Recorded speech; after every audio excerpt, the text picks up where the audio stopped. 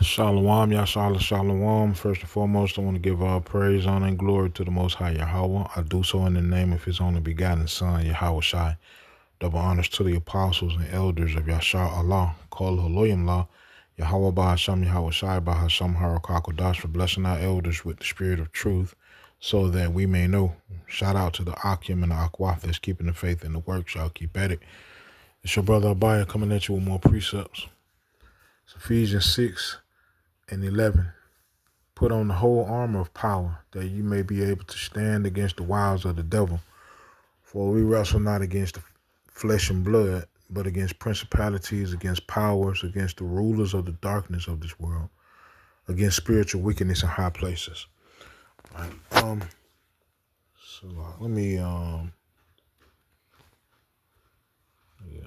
Let me do something right quick. Proverbs 28, and go here. Ephesians.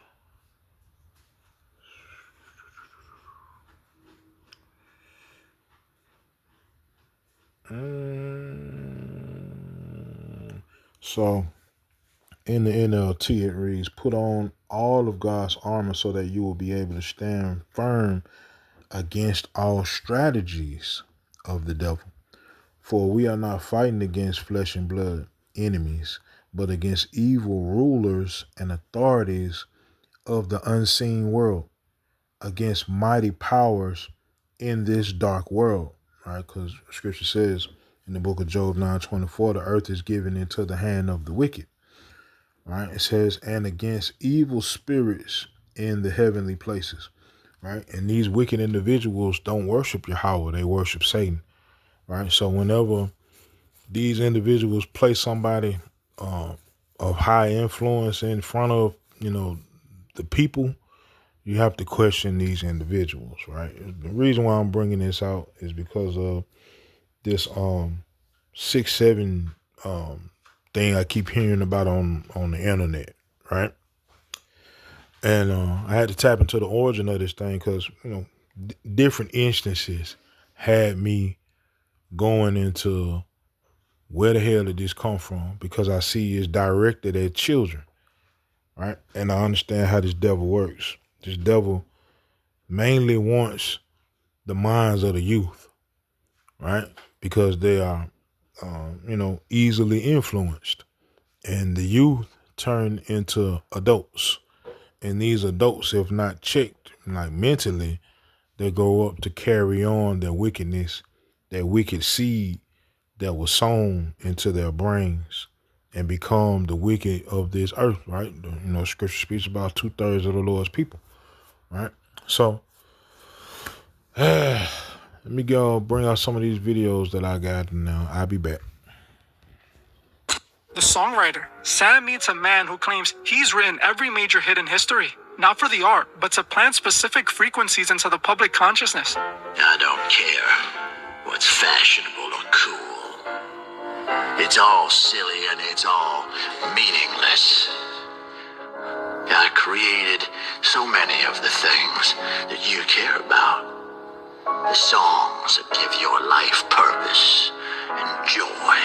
When you were 15 and rebelling, you were rebelling to my music. Uh-oh. That's one you know. That song was not written on distorted guitar. No. I wrote it here on piano somewhere between a... There is no rebellion. There's only me earning a paycheck.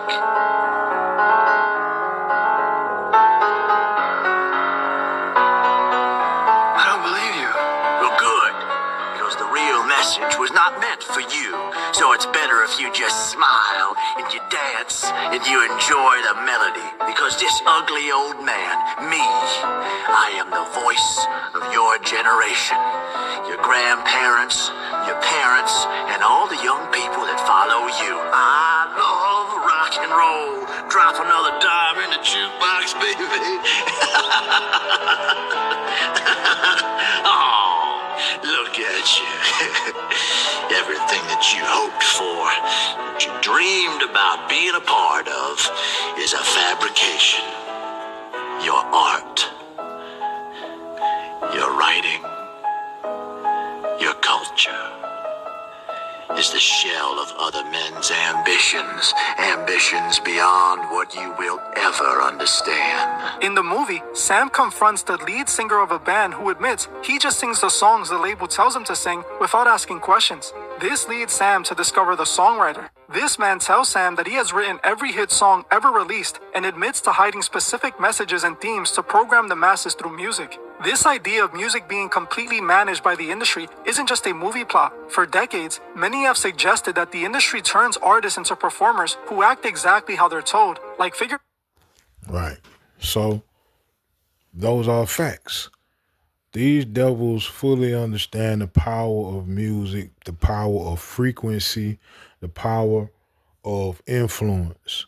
So you got all of the mixture of all of that put together and wrapped in some kind of, bow that's appeasing to the eyes, right? Or appealing to the mind, right? Or appealing to youth's, lifestyle situation. Ultimately, you have, the blueprint for a person to be created. It's just like the book, The Willie Lynch Letter and the Making of a Slave, right? That's a blueprint of creating a mindset of a person. And then it goes into detail about, well, if you do this, then the result will be that. It's the same thing. This devil fully understands that. That's why scripture tells us, we're not ignorant of Satan's devices. We know how this devil gets down, right? So. 6, 7. 6'7" is demonic. No, that means nothing. 6'7", I mean kids can't get enough of and teachers can't get away from. We are not saying the word 6'7" anymore. Some schools even banning the phrase in classrooms. You are no longer allowed to say, what number do you think I'm going to say? 6, 7. All day, every day. The trend took off a few months ago, but has re-intensified with school back in session. Thought to originate from a rap song by Skrilla. Experts we spoke to say the numbers really don't mean anything. It's like slang to make parents be like, what does that mean? 6'7" is a demonic chant that you guys have your kids involved with, and if you're See, you heard how the kids try to explain that because they don't know where it came from, but they know they saying it, right? You don't know the origin of it. It's the same as, the majority of the Lord's people celebrating these holidays. They don't know why they doing it, but they're doing it. They don't know the origin of these days, but they steadily, following through with the rituals. Christmas time, they bringing in the trees. They don't understand why you bringing in the tree, why you putting lights on the tree, why you putting presents underneath the tree, why you getting presents in the first place. Same thing with Valentine's Day and all these other holidays that, this devil has the Lord's people involved with, but they have no understanding of why, right? Once again, the earth is given into the hand of the wicked. This wicked declared war on the Lord's people. This war that we're in is not a physical war. It ain't like we strapping up with weapons and marching down the streets and, we in fatigues and it's deeper than that. It's a spiritual warfare because this devil is at war for our souls. He understands he's doomed. There is no way out for him, right? He already understands that. I'm talking about the higher ups, the individuals that run these different media channels, that run these different music groups and run these different television, movie atmosphere things, you dig? They know who we are and they know their judgment. So the play is to take as many of us down with them as possible because he already understands he's doomed, right? And he understands the blessing that we have. So this is a part of jealousy and pride, right? From a man that understands he has no future, ultimately, right? Kids are doing it, you need to stop them right now. This is Skrilla. This guy's the reason your kids are saying 6-7 from a song he made called Dude Dude. Skrilla is into demonic worship. He is a santero. He's into Palo Mayumbe. And the Tutu or 6-7 song is literally a chant and summoning the spirits that he operates in. I'm a santo. I do palo. I'm a santo. What's that mean exactly? Like, all that sacrificing goats and all that shit not just for like, that's such real life. You sacrifice the goat. Sacrifice goats, chickens, mice. Like, I do shit for certain shit though. Like, I'm not allowed to explain it. That take y'all in my godfather crib so he can show y'all some shit with my religion, Yeah. Follow me. Starts off with the Legua, which is the path opener, Ogum, Ochosi, Shango, Aigayu, Ochun.